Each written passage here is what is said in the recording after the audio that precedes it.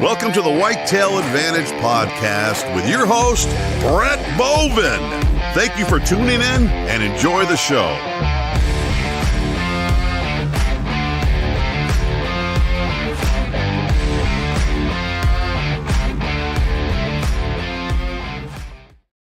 What is up, everyone? Welcome to the Whitetail Advantage Podcast. We are back from weekend vacation plans. I hope everyone had a great weekend. It is Monday, June 10th, episode 78. We are finally here. Soon, we're going to be at episode 80. So that's 2 episodes away from now. And then 20 episodes away from hitting 100. So I'm looking forward to that. Anyways, thank you, everyone, for tuning into tonight's show. If this is your first time tuning in, the producer is not here because, like I said, I fired him. No longer working here. No, I'm kidding. Anyways, we do a live show Monday through Wednesday at 9 p.m. Eastern Standard Time. Each week, we cover a new state and bring on a guest each day of the week, and we like to get their insights on what it's like to hunt from that state and see what they do, what makes them successful out there, and we also learn what it's like, the general concept of what's going on conservation-wise out there. We do like to ask, though, if everyone out there is listening, the audience out there, if you can put your quarter in the slot machine. And what do I mean by that is to help share the show.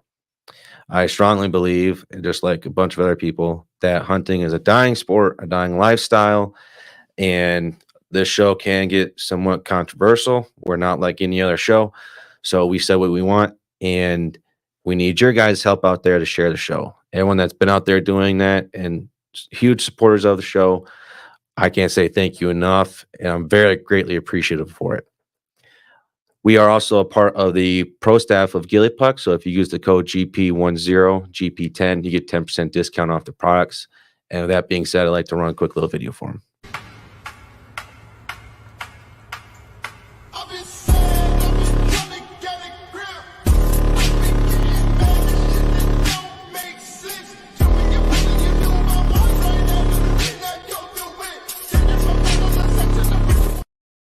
So use the code GP10, get 10% discount off their products. I'm also a huge advocate for MAGNUS BROADHEADS, so make sure you go check them out. And go check out Grizz Media. It's an amazing company up there. Jesse Anderson runs it, and they're going to be doing a lot of stuff here for Whitetail Advantage, and I can't wait to get the ball rolling with them.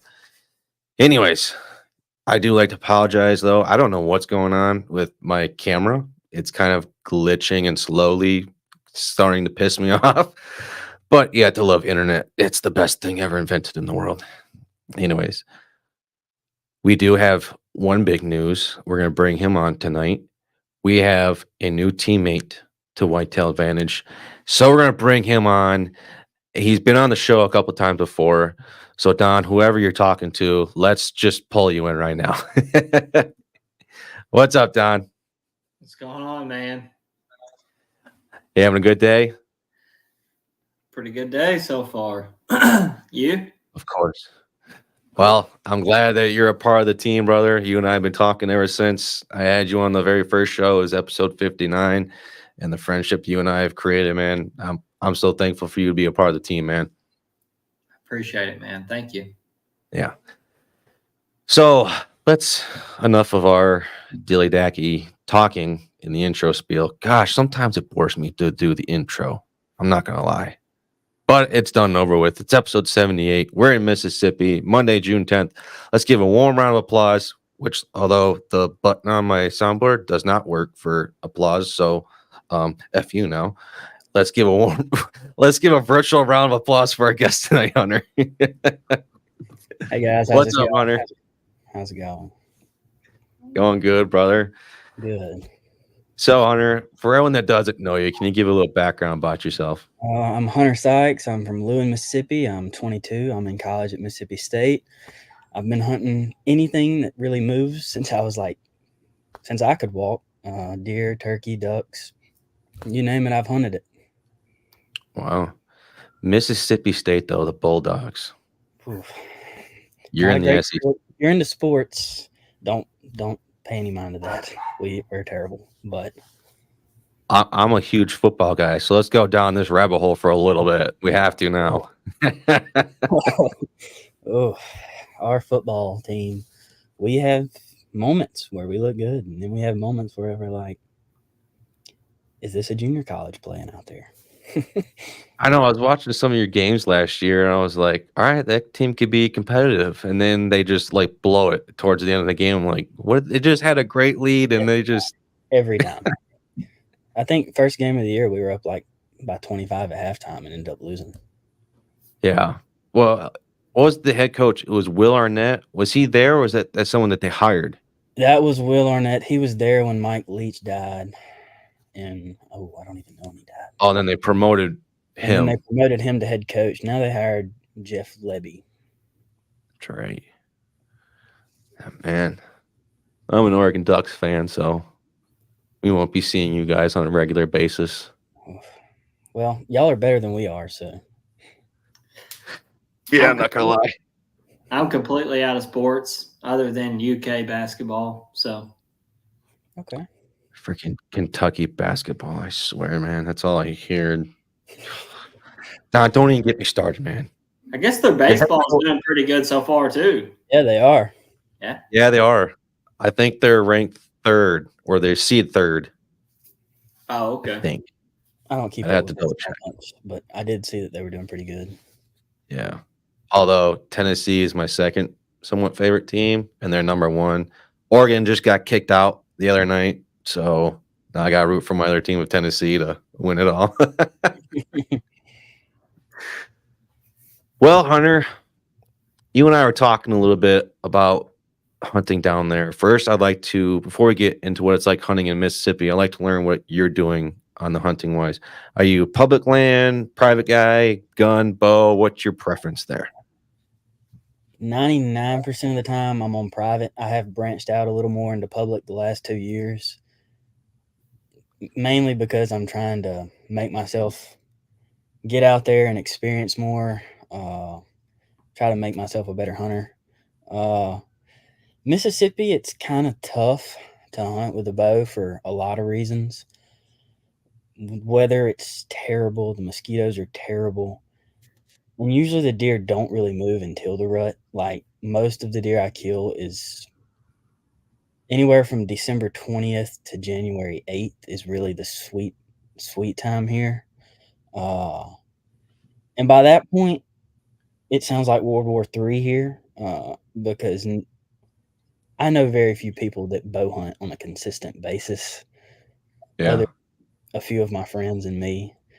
So if I have a big deer that is pretty regular, I probably, if he's around that time, will bring out the rifle just because if I don't, somebody else will. But I'm trying to make myself put the rifle down a little more and use a bow. I know Levi Morgan's kind of been that's like his honey hole place that he loves to go to. Like it's a place in Mississippi. I can't remember the name of the ranch, but that's a state where it's like he needs to make sure that he books it every year. I There's think he some hunts really- right on the river somewhere right through there. Mississippi River area. Levi does. There's in the where I live, I'm kind of located in the southeast part of the state.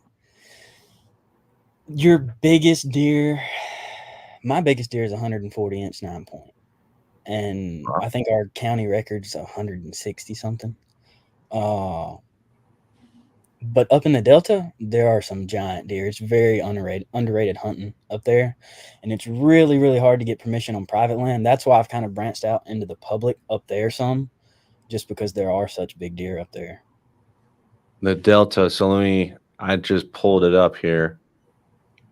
Can you break? So I know you and I were talking. Mississippi's broken into like 4 units. Right. How can you like kind of like describe it? Like how it's broken up? There's a highway that runs through Jackson, which is the capital. There's 2 zones south of that, 2 zones north of that, and they're kind of split down the middle. They're not exactly the same size, but that's kind of, I think it's Interstate 20. I could be wrong there. Let me pull up a picture of the map. Here, let me. It's Interstate 20. It runs from Vicksburg to Meridian and up through Tuscaloosa. But that road And then the other divider going north-south is Highway 65. Try and If that- share my screen here because I'm kind of curious. I'm also looking at it too on X right now. I see exactly where you're talking about, where it splits.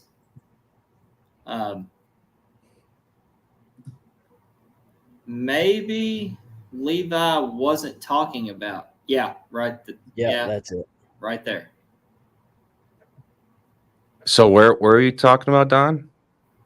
Well, maybe Levi wasn't talking about hunting right on the river in Mississippi. It may have been another state that he goes to a camp at.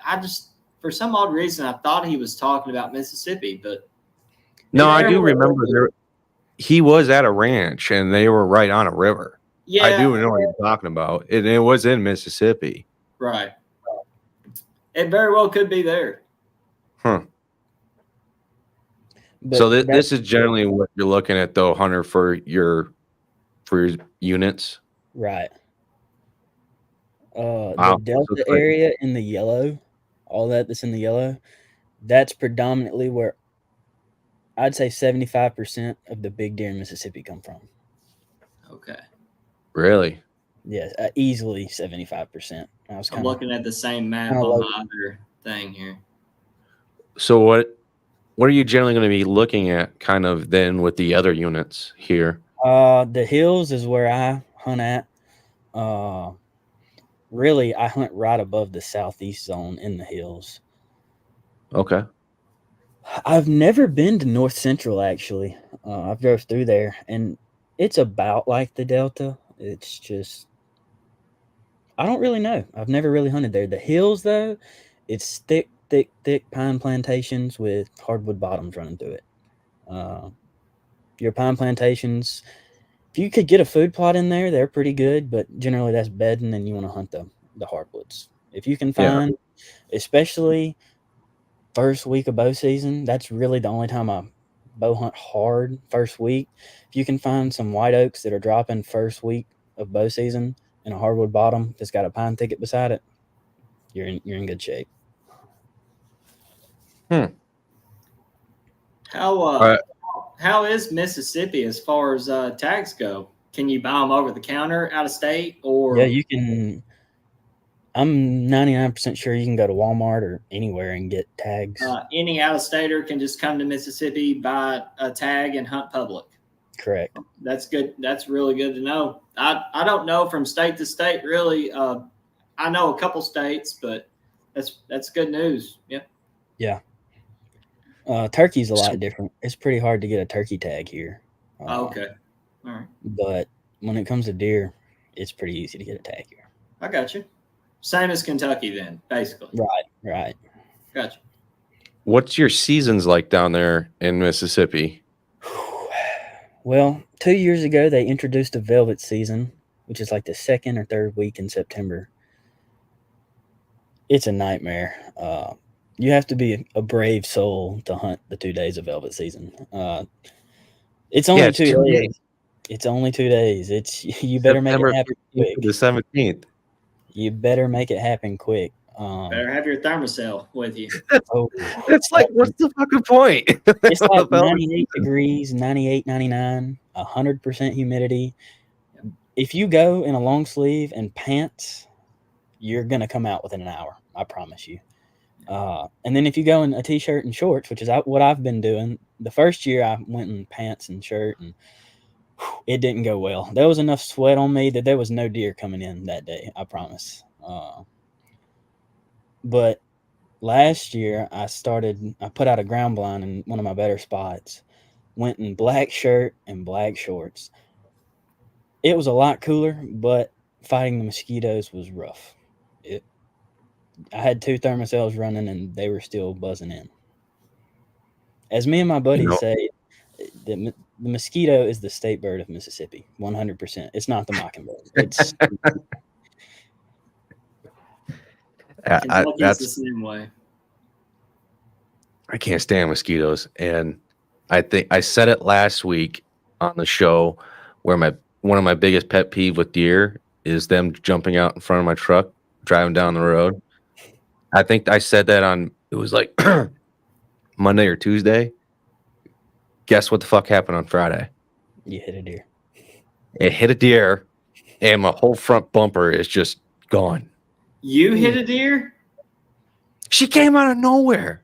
Oh, man.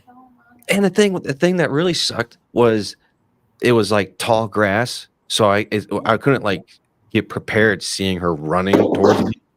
It was tall grass on the side of the road, and next thing I know, she's right in front of my truck. And I'm like, I was more pissed at the fact of I didn't see you just randomly jump out. And I went to the deer. She's dead. She's dead at impact, basically. And I was like yelling at her. I was like, "You suck! Why'd you do that?" Yeah. So that was my Friday morning. It's never fun. It's never fun. No, I can't stand it. And the reason I say this because biggest pet peeves is when I'm out there hunting is trying to swat away the mosquitoes because it's like crap. I gotta sit still, and then I don't want to be swatting freaking bugs away all freaking day long. I'm very sorry tonight. I kind of have a house full tonight, so I'm like trying to be best I can tonight for you guys, and I'm very sorry. I want to bring up one point you just made about killing a buck. My fiance hit one with her car also, and she just went and got it for me to. Oh wow! Dang. She hit it or you hit it? Oh no, I didn't shoot this one. No, I'm saying, did she hit it with her car or did you hit it with your car? She hit it on her way home with her car. Oh man. Yeah. Well, at least you got a nice rack out of it. Yeah, at least you have a little showpiece for it. I ended up going to get it, and I just, did the typical deadhead bleach, and but we're very proud of totaling a car with that. We're very proud of it. Well, I'm hoping she's happy with it too then. Oh man. At least Hunter, it's not a doe. Yeah, don't have to rub it in there, Don. Mine was a freaking whatever. Hunter, have you hit a deer yet? I have. It didn't do too much damage though, thankfully. But my mom's like an animal tracking machine. She's hit 4 or 5 deer, a buzzard. I was with her one day when she hit a little spike, and I was like, "Hey, there's a deer up there." I was like, "Hey, there's a deer up there. You may want to slow down." She's gonna kill me for saying this, but I was like, "You may want to slow down." I was like, "Here he comes." She 20 yards from it, she slams on brakes, but it was too late by then. Liked it. Yeah, I had one jump out at me and hit the side of my truck. Thankfully, it just left a small dent and I could pull it out, but nothing serious. I was driving down the road one day and I was like a sophomore or freshman in college, whatever. And I see like this weird reflecting light. I'm like, oh shit, it's a deer. So I'm driving by and I'm driving closer and closer. End up being a freaking mailbox. And my buddy's in the car with me. And he's like, I'm driving. I'm like, oh shit, there's a deer. It's a deer. We got to slow down. And we get closer and it's meant to be a mailbox. He goes, dude, it's just a fucking mailbox. I'm like, sorry for me trying to be careful so we don't screw the car up. I'd like to apologize for the dogs if y'all can hear them. They're kind of going crazy right now. I'm not sure why. I can hear them. Freaking dogs. You gotta love them, man. Oh, yeah. Got to. Anyways, that was a fun little rabbit hole, I guess. Anyways, Hunter, we've killed some good ones with cars. That's all we're going to say. Well, that's all that matters. You can put some trophies in the house. That's right. A vehicle is a weapon too. Damn it. I don't care.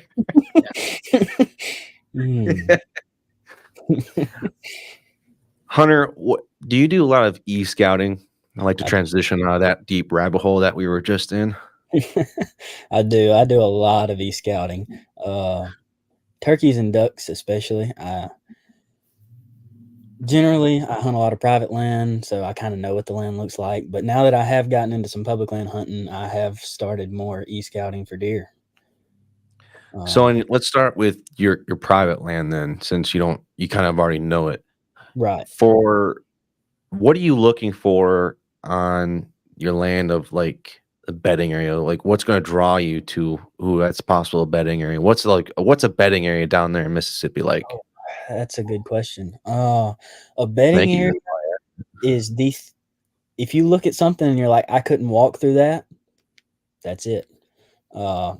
The briar thickets and pine thickets down here, when you came upon a bedding area. I'll drive if I say I got permission on the new place. I'll drive through there and driving down the road. If I see somewhere where like that's pretty thick, I'll go walk up to it. And if I couldn't walk through it, there's deer bedding in there. And then a lot of the times I've found people's hayfields is a really overlooked spot down here. At night, the deer love to bed in hayfields. I'll be driving down the road and there'll be a field off to the right and there'll be 10, 12 deer bedded down in it. I was in high school when I noticed that. And we have a hayfield that borders a hardwood block that I'd never really hunted before because it was only like a 20-acre block. It was all hardwoods. It was gorgeous, but there really was no bedding at all. And I went and set up a camera on a trail going from the hayfield to the hardwoods. I had more deer on that trail cam than I had at the feeder on the back side of the place, walking from that hayfield into those hardwoods. Really? Yep. Especially if the grass is waist high, a little up below waist high, there's definitely deer bedding in there. That's both season. As the winter goes along, the grass will die and it's really not worth it. But early season, if you can find a good hayfield, there's usually deer bedding on or on the edges of it. Where are you going to, on that public land area, where are you going to put your tree stand in relation to that hayfield area? How are you going to do that? Well, I know in the Delta especially, they have a lot of like rice fields and cornfields bordering some of the public land. And I wouldn't say they really bed out there, but it's definitely a good food source for them. And our law is you can't have a stand within 100 yards of the property line down here. I don't know how it is up there. But that's how it is down here. So you put one right on the property line. It must be nice. People do it. I mean, I see stands on property lines all the time, but technically it is illegal down here. Correct.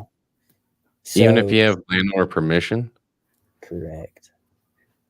Well, I mean, I guess if you had like 2 blocks of 2 people and like you had permission from this guy and permission from that guy, I guess you could really put your stand wherever you want to. But say you have a 40, 50 acre block and you don't have permission on anything around it, or you're on public land and there's a cornfield that borders the public land, you can't be within 100 yards of it. Huh. I've never heard of that before. That's new. That is new to me too. Here, I haven't heard of that either. In Kentucky or Indiana, I haven't heard of that. Yep, it's kind of a hindrance, especially on public land. You're saying? Did you say 100 yards? 100 yards. That's legally what it's supposed to be. Now, of a property line. Right. That's a long distance. You know how many deer are in there? Exactly. Like I have a piece that I can hunt down here that they rotate corn and soybeans on it. Deer are always in there. But the landowner is one of those guys that if he saw a stand, he'd either take it or call the game warden. So you're not going to be able to set up on the edge of it. So you're saying, so if I'm holding up my hands here just for instance, and this is my block right here, whatever. And another guy owns his plot over here. I can't have my stand within 100 yards of that property line. Correct. Well, that's just stupid. It's tough, especially if it's their land is the food source and you're just kind of in the travel corridor. It's tough. So you know where the deer are. Oh yeah, it's just They're in trying that to 100-acre or that 100-yard stretch. Yeah. That's where And the I mean, deer are. 99% of the time, they're not going to bring a rangefinder out there and range your stand. So I mean, you can squeak a little bit, but I mean, if you're hunting with a bow and you're 80 yards from the property line, you're not going to be able to shoot if a deer is coming out of the corn off into your property. I kid you not. My stand on the property I hunt on the south side of the property, I can literally throw a leaf. That's how close I am to the next property line. I'm not on it. I'm on our property. Don't get me wrong. I'm going to do everything legal, but that's how close I am. That's Right. wow. I've heard where you can't. I've heard you can't like shoot a bow or something within like Maine. You can't be within 100 yards shooting a bow near residence, but from a property line, that's the first I'm hearing of that. I wonder if any other states do that. I don't know. That's a great question. I've never heard of it anywhere else. Right? And honestly, a lot of people down here don't even know that. I didn't know that until probably 4 years ago. I would actually just keep claiming you don't know that. That's a very good point. I didn't know that I had to be within 100 yards of someone else's field. It may be 100 feet now that I'm thinking about it, but I'm pretty sure it's 100 yards. Like I'm 99% sure it's 100 yards. I mean, that's a full football field. Yeah, I mean, you would know where the deer are going to be, honestly. Maybe a safe zone. I guess my question now is, are there a lot of sticklers about it? So if you don't have property rights to hunt on the next property, are they going to come out there and be like, you're 99.9 yards away from the property line, I'm going to call the game warden? Are there a lot of sticklers out there, or are they just not at all? Not at all. I mean, like I said, you go out to public land or you go out to private land, there's going to be a stand closer than that. You can bet on it. That's what I figured. I figured Mississippi is like one of those states where it's like, don't get me wrong, all hunters were all like, I don't care. But to me, Mississippi is definitely one of those states where it's like, I don't give two shits. You can sit right there for all I care. I don't care. Now, occasionally you will find some people who are like,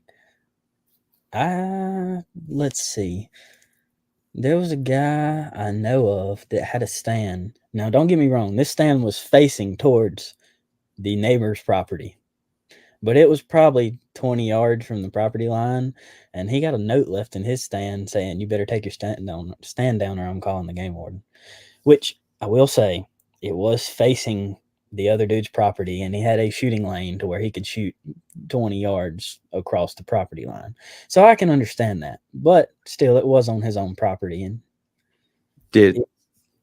I have a story with that, but real quick question, did he put it up in the guy's stand? Oh yeah, he climbed into the stand and left it on a cardboard piece, a cardboard note. So he illegally trespassed on the neighbor's property. Right. So he actually is the one that trespassed. He's the one violating.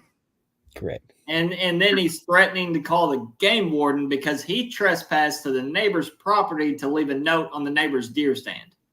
I don't know how well that would have went over, but I'm not. I don't know how that would have gone either. It did happen. My buddy called me and said, "You'll never believe this." It's like, no, I didn't believe that until you told me. Because I remember having another tree stand on close to the south part of the property near the neighbor's property, and I was probably 10 to 15 yards away from the property line, and it was right next to a food edge. I'm not going to shoot there, obviously, because it's on the neighbor's property.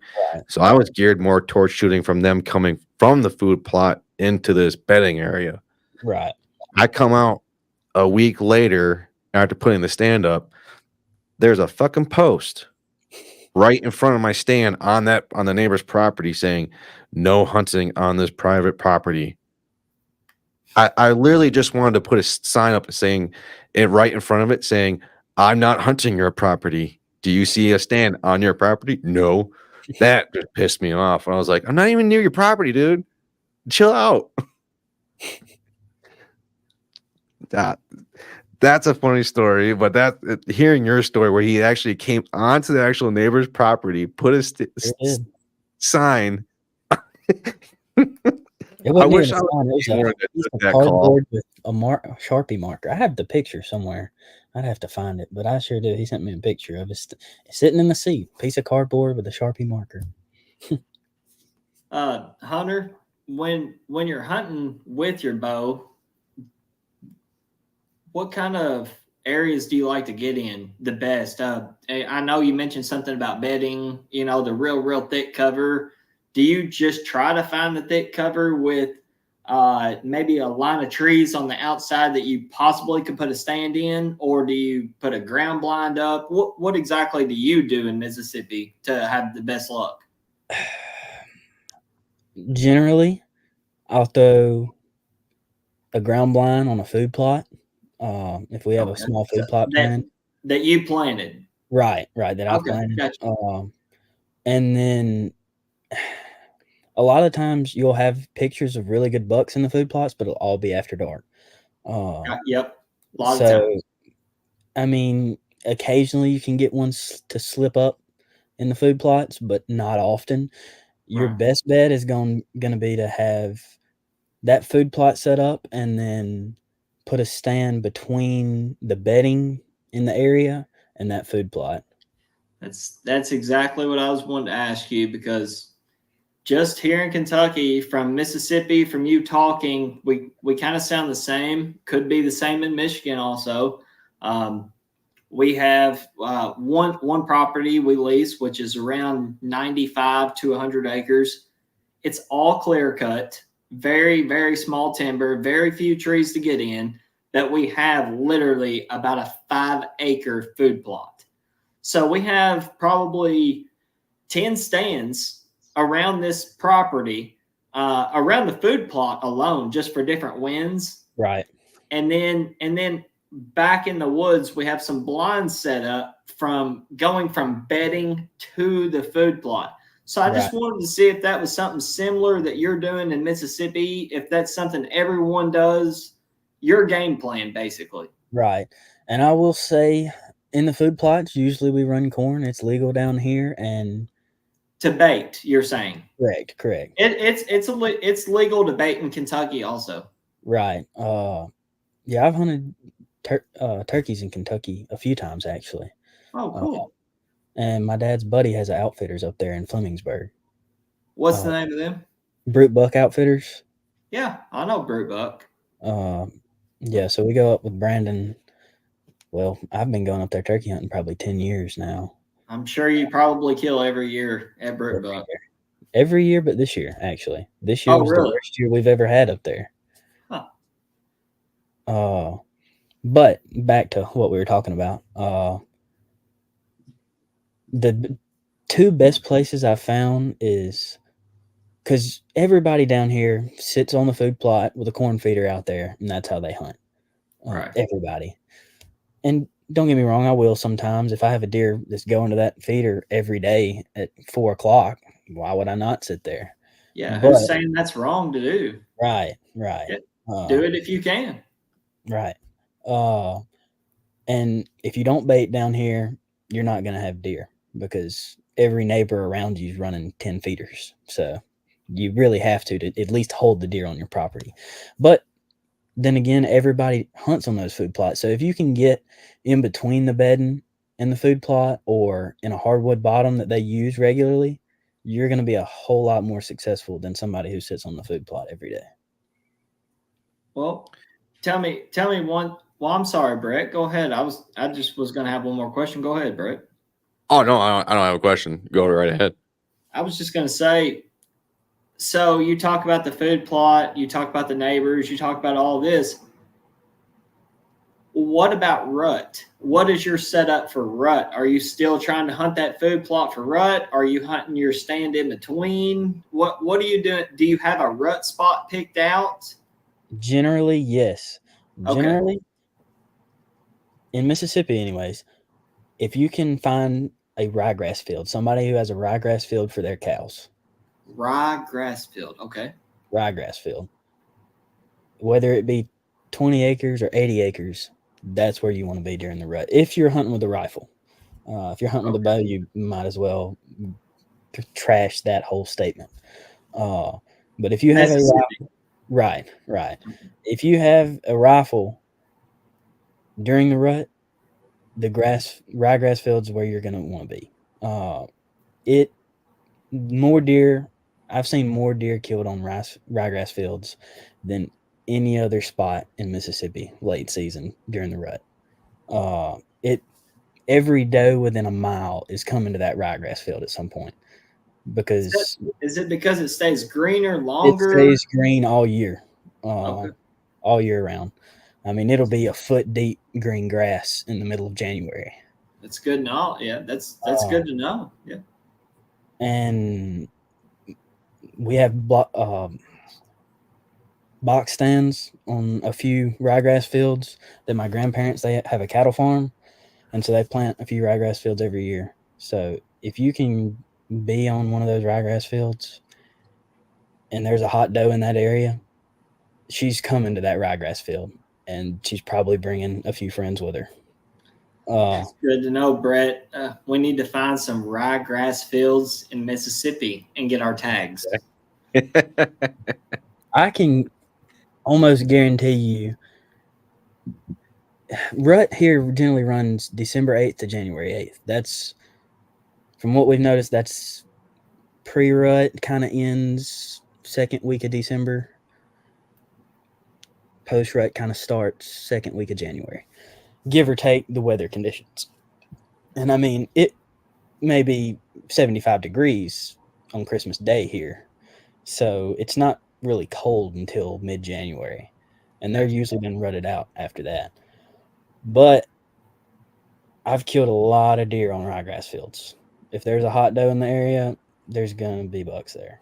And you'll sit out on a ryegrass field, like our best ryegrass field, it's 80 acres. So, I mean, it's a 350-yard shot from the stand of a wood line. But you may see 40 to 50 does in one sit. So that's a really cool hunt. And if there's a hot doe in the area, you're going to see a lot of bucks. Cool. So that's typically what I aim to do during the rut with a rifle. But if I'm hunting with a bow, especially on public land, hardwood bottoms is what I found to be best. Hardwood bottoms. My question here is, your archery season, even though you added I don't even know if you want to call it a season of 2 days of velvet, but we're going to September 15th all the way up to November 17th. But it looks like you don't. Oh, wait, never mind. I found it. I'm looking at that. I was about to say, it looks like, I thought for a second there that your archery season just ends November 17th, and then it's just gun season all the way to the end of the season. But it looks like you do really pick it back up. That's basically what it is, if I'm being honest with you. That's kind of weird. Yeah, because then actually, yeah, if you look, it's archery / primitive weapons. It's January 18th through the 31st. So you got like a handful of days basically to hunt. Yeah. And I guess the reason I bring that up is because if your rut is, you said December 8th through January 8th, roughly. So you basically have no archery season in the rut. Oh, correct. Yeah. That's horrible. You're not going to get. Oh my gosh. It's terrible. Dude, I have so many deer I let go that get shot during rifle season. It's insane. At least here in Michigan, we kind of get like just a sliver. So gun season starts November 15th. You're going to start seeing some rut activity at least November, like around Halloween Day. That's right. I'll wait till like the end of November. So we get like somewhat of a good part of the rut. But you in Mississippi, you're basically middle finger to you. You don't get the rut at all. That's definitely not a bow hunting state, it seems like. All. Just reading from what I've just read and listened, same as Kentucky. Rifle season opens the second week of November, which is peak rut, and it goes for 2 weeks. I typically try to kill a deer before then, so Yeah, if you want to bow hunt the rut, don't come to Mississippi because it's not going to happen. I mean, No shit. you can pick up a bow. I mean, nothing says Right. you can't, but you're going to hear 30 shots while Your you're sitting odds there. are down. Yes, Are you allowed to hunt with a bow though during the other seasons? you are. You are. But Oh, there's no point to do it though because you're gonna have a bunch of people out there with guns, basically. Correct. That's it. I've tried it a few times, and while you're sitting there and you hear pow, pow, pow, you're like, why did I even bring my bow? That state just hates archery, man. It does. It is not a archery state at all. It's probably bottom 5 archery states. That's just and to see like before talking to you, diving into Mississippi stuff here, watching Levi Morgan and his shows out there in Mississippi, he's like, oh, it's a great state to hunt. You gotta come out there and hunt. And he's doing it with bows. It's like, all right, I gotta go out to Mississippi and hunt with a bow. Man, I gotta do it. Talking to you and reading this, it's like, what the fuck point? Don't. Unless you're getting an outfitter and they're putting you in a great spot.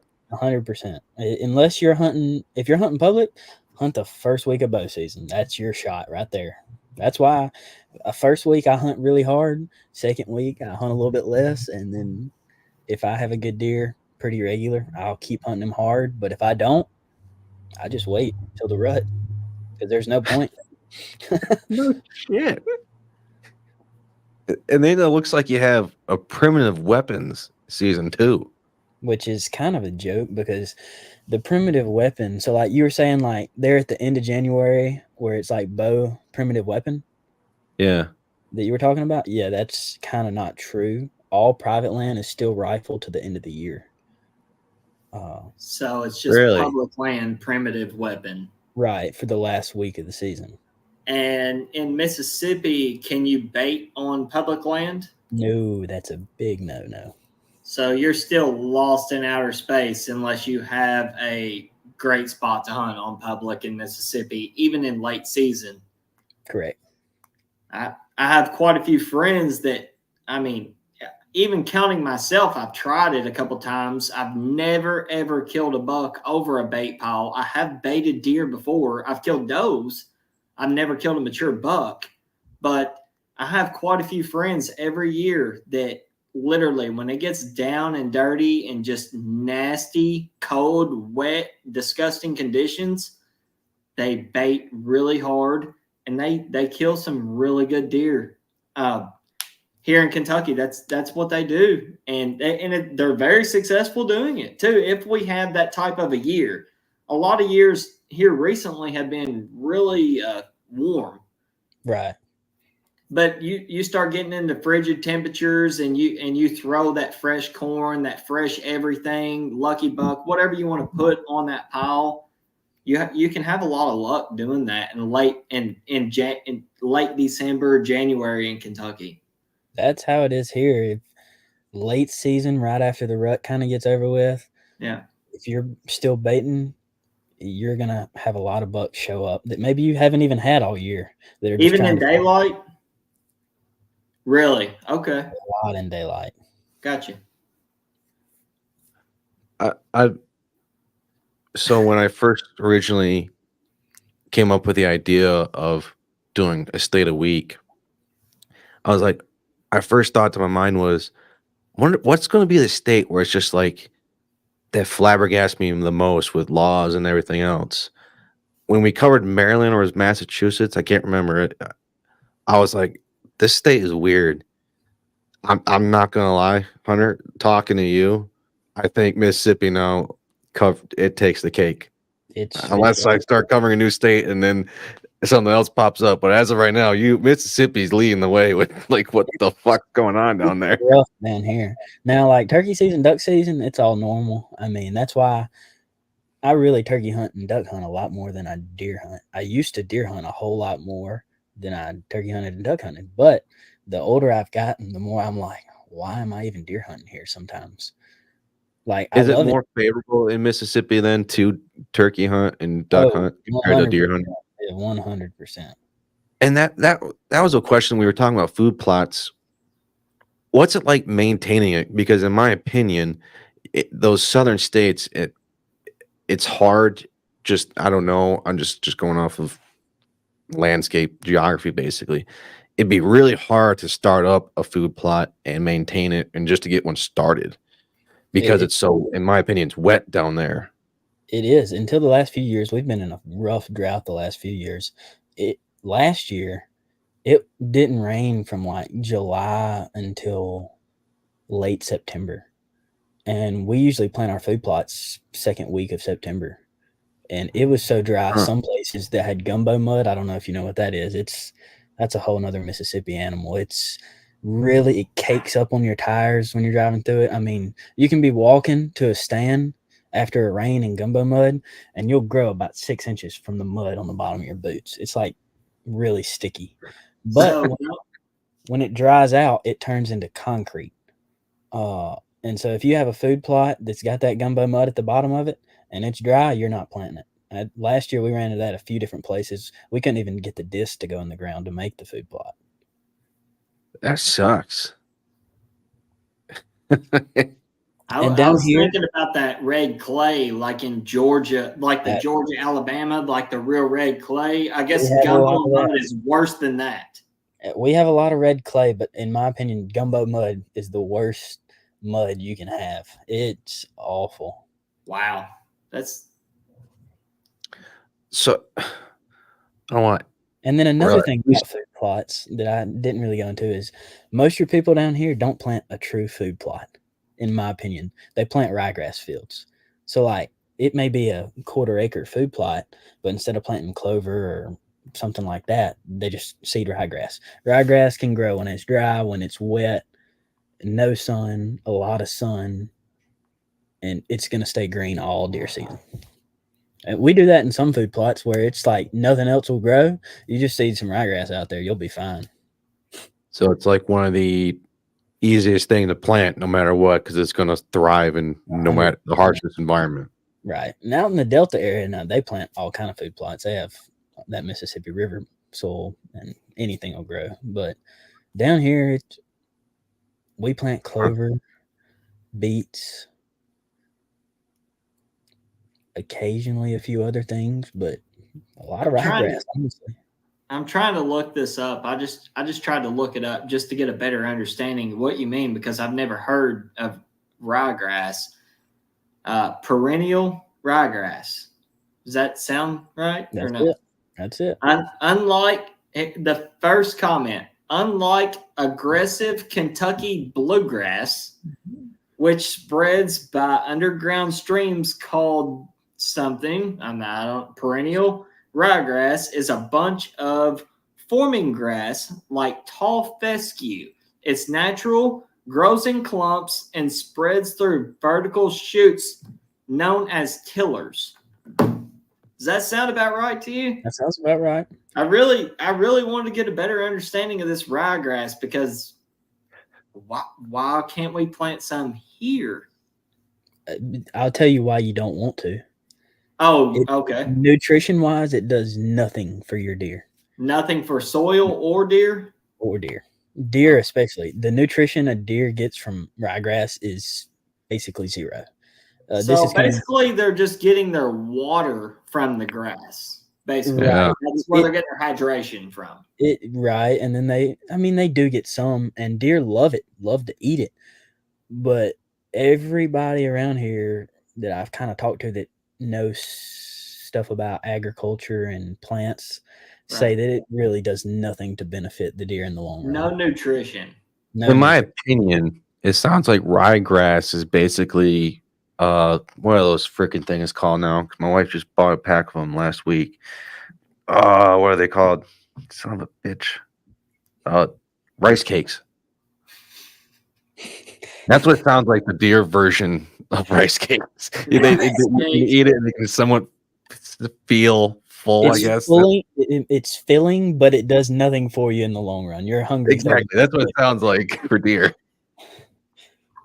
Immediately when I pulled up, the first thing it says, unlike aggressive Kentucky bluegrass. I'm like, well, this doesn't sound very good. It's really not. But deer love to eat it, and it grows super easy. Like you can plant it and never worry about it again.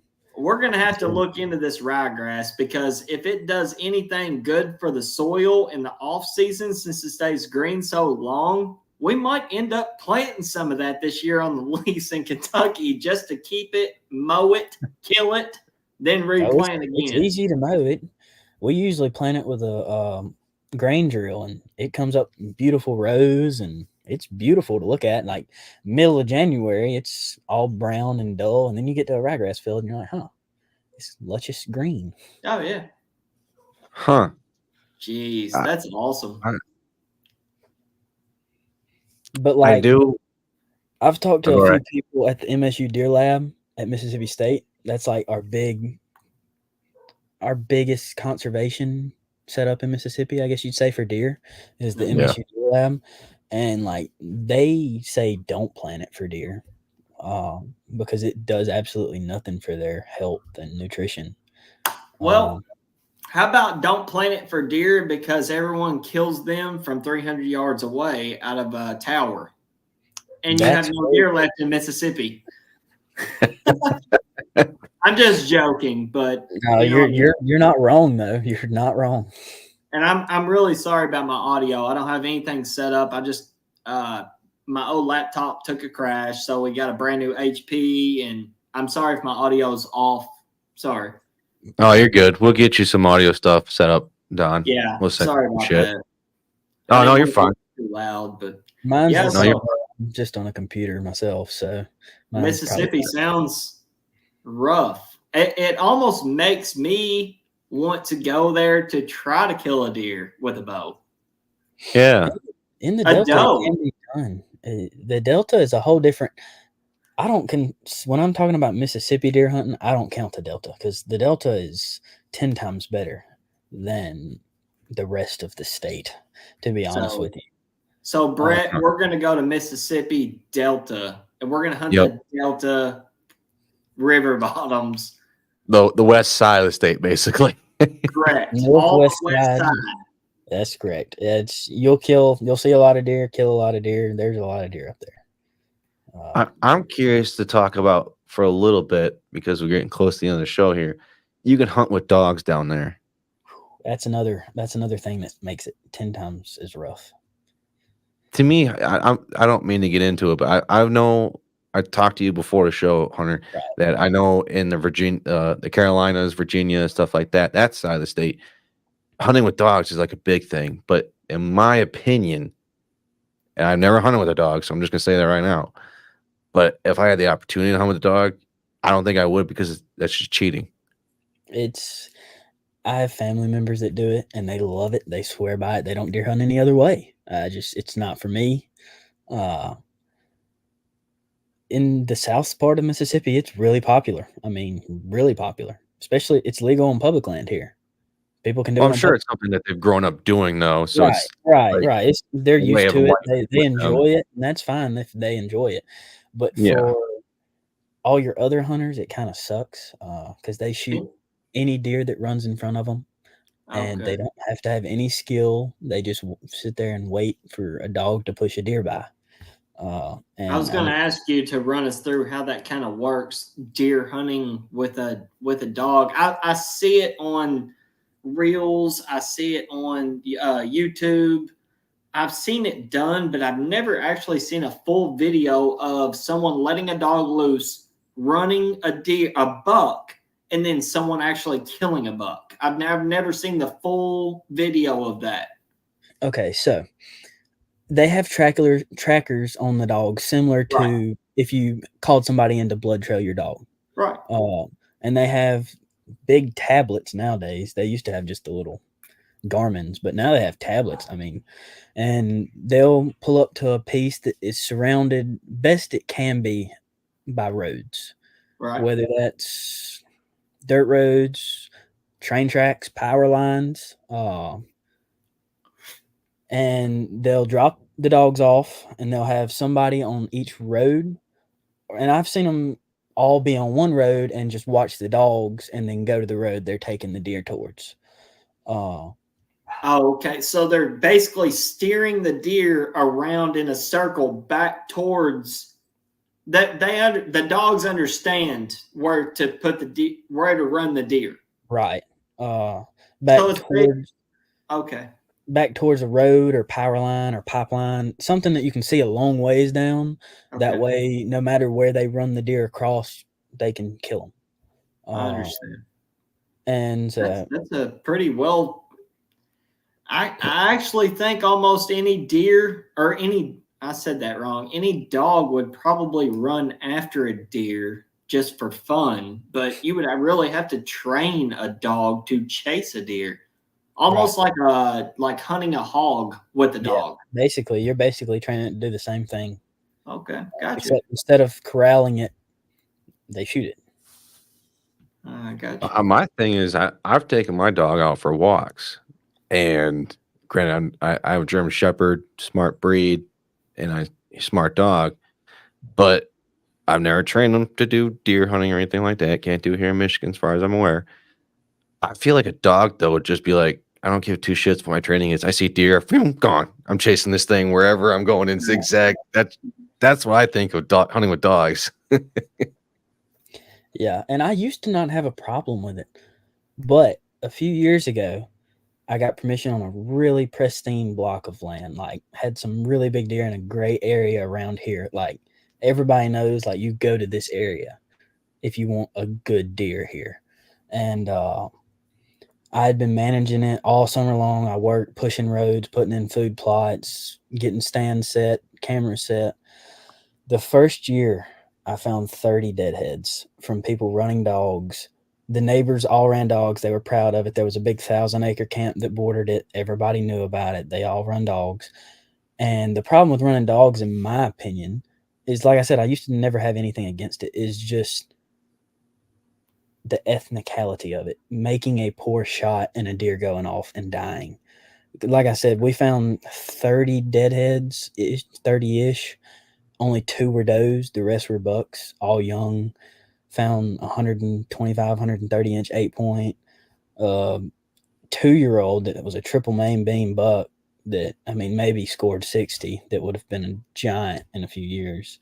Just 60 to 70-inch deer that they either shot and saw what they were and didn't want them. I'm going to be positive and say that's not what happened, and say that they just shot it and couldn't find it. Yeah, I don't. Hearing that definitely makes me like, I don't want to ever do that, really, because so many things could go wrong, and it's just like deer drives. Like I don't get behind those at all. I think those are extremely unsafe, and yeah, to hear that, and I don't. But hey, if that's something though that they've been doing since they were kids, like I get that. It's right, I do too. Like their lifestyle generation. Don't get me wrong, I'm not disregarding that, but I just think though that because I've never done it, and to see that's a way of hunting, I'm not going to do it, because I agree with you, Hunter. I think that's unethical way of hunting. You could shoot a dog by accident if the dog was following too close and you didn't lead the deer enough. Then you just shot your dog. You shoot the deer in the butt and it goes off, dies. It's too many things could go wrong, like you said. Yeah, I'm not. But hey, that's each their own, I guess. That's what you want to do. Go right ahead. But I'm going to point out that's extremely unsafe. And I don't care what you say. I don't care if you've been doing it for 100 years. I'll tell you that's just the unsafest way to hunt. And like you said, I would not feel comfortable with my dog out there running. That's why I don't like deer drives. It's like if I'm talking with a dog and the dog's running, I accidentally shoot my dog. Well, shit, now I'm going to eat my own gun now because I just shot my dog. And then you do these deer drives where you see these other people running around. You accidentally shoot a person. Yeah. I'm definitely keeping my comments to myself on this one, because I don't agree. But to each their own. If you were brought up that way, I'm not going to disrespect you by saying anything. And you do what you feel you want to do and how you want to hunt. And you're not in Kentucky doing it, so I have no right to say anything to you. Right. Right. Well, Hunter, getting towards the end of the show, It seems like, though, the majority of the show we've kind of been bashing on Mississippi, so That's okay. I don't Maybe the mean other to, people you but have from Mississippi on the rest of the week will have better things to say about it. Maybe they're from the Delta. That'd really boost your confidence. Because I'm telling you, the Delta's a really great place to hunt. so we have a guest on for tomorrow. He's from Iowa. Didn't get a guest on from Mississippi, though, so for tomorrow. But a guest, though, that we do have on Wednesday's show, his name's Jason Miller from Mississippi. He runs, let me see, what's the name of his studios right there? Raven 6 Studios. I feel like I've heard the name before, but Yeah. So Jason Miller's going to be on the show for Wednesday. So we'll try and get some bright light, at least in the Mississippi. That's right. But Hunter, was there a story, though, or a topic that you didn't get to share or that we didn't get to talk about tonight before we let you go? I will say, hunting Mississippi isn't as bad as we made it sound to be. We really hit on the extreme negatives about it. Yeah. But there's a lot of good deer here if you get in the right areas and set up in the right spots. You can have a lot of success here. I've killed a lot of good deer in my life, but half of it was luck, half of it was me setting up right, and half of it was the good Lord. Yeah, it's not as bad as it sounds. Granted, it's not the Midwest or some of these. The biggest deer you're going to hear of killed here is 180 inches, and that's in the Delta. It's a big deer. Yeah, they have really good deer in the Delta, really good deer. But down here where I'm from, if you kill a 125, you're doing something right. Yeah. Well, I think, though, if Levi Morgan's going there on a regular basis, I think it's a state to somewhat put on your radar of like, you know, I got to at least do it once. That's right. I'm pretty sure that hunt camp is run by someone with the last name of Morgan also. I'm not saying it's Levi's family, but if you look the camp up, I promise you, I think it's like Jeff Morgan or something like that. I don't know, but there are some huge deer at that camp. Oh, yeah. Along the Mississippi River, there are some giant deer. Giant. Yeah. Well, we got 2 days to figure out what outfitters it was, so I'm sure we'll find out who it is. But I have my notes here. Ryegrass. Check into it. Wouldn't suggest it, but check into it. We're gonna look into the ryegrass. Well, Hunter, I just want to say thank you for coming on the show. I greatly appreciate it. If people want to reach out to you, how can they find you? I'm on Instagram at Hunter_Sykes_10. Or you can follow my newly started company, Country Kingdom Outdoors, on Instagram as well. And I'm on Facebook under the same usernames. But I appreciate the opportunity to come on here and talk to you guys. Can you dive a little bit into your company there? Oh, yeah. So this is one of our new released hats. I don't know if you can see it very well. Very nice hat. Yeah. We're a faith-based company. Just trying to enjoy the outdoors and have fun. We have some shirts and hats we're about to release. We're going to start a YouTube channel actually starting this fall. Some of our turkey hunts from the past year and deer hunts, me and a few buddies. So we're kind of getting the ball rolling on that. But yeah, y'all check it out. Is the YouTube up and running right now, at least? I have a channel. I have not posted a video yet. I'll be your first subscriber.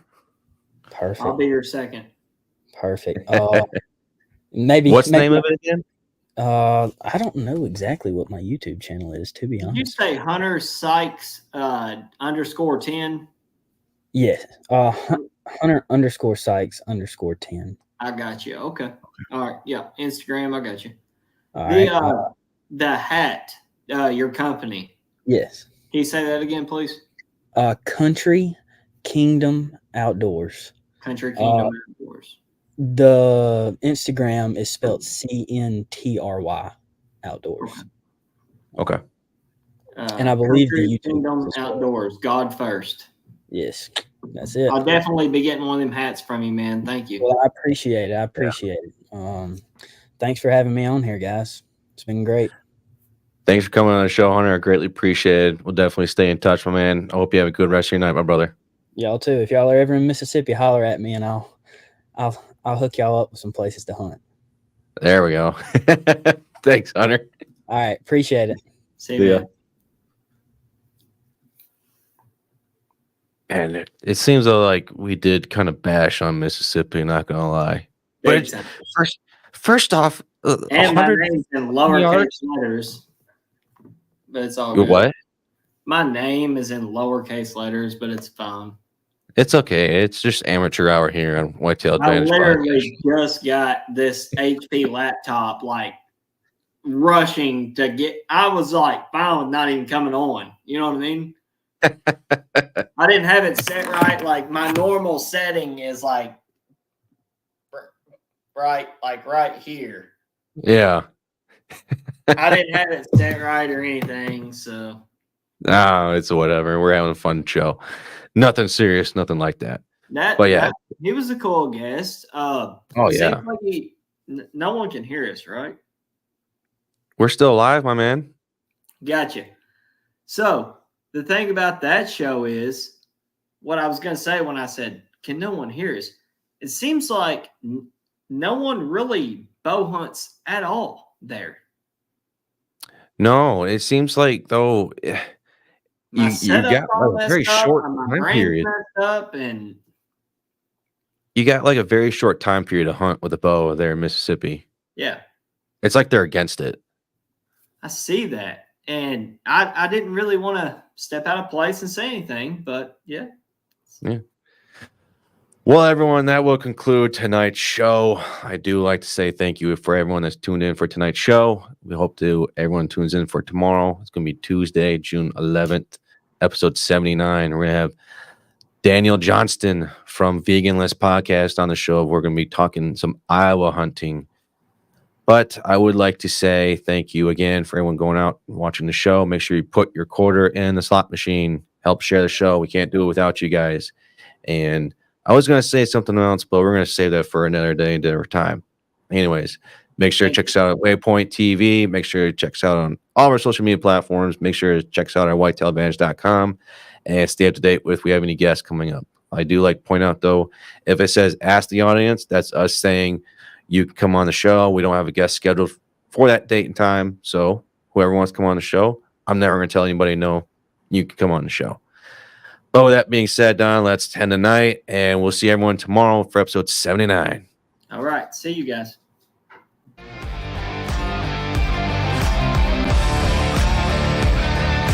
Thank you for tuning in to another episode of the Whitetail Advantage Podcast.